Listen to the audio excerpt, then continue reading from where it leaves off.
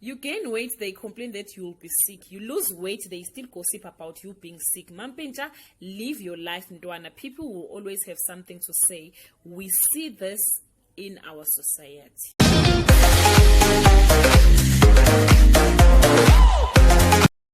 Welcome back to Sanele F channel, guys. Thank you so much for tuning into this channel.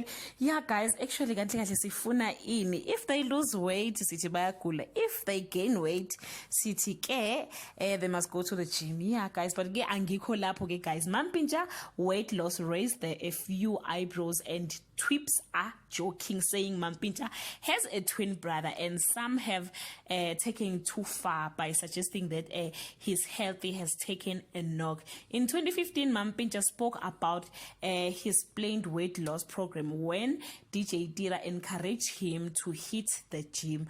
Maybe guys, he did that, or ukale diet. Somebody he must just change the stage name to not Mampintsha, because yeah, yeah, guys, yeah, that is the story, guys. I don't know why if I'm losing weight is about diagnosis, because even Julius Malema, when he lost weight, people started to say Julius Malema uyagula.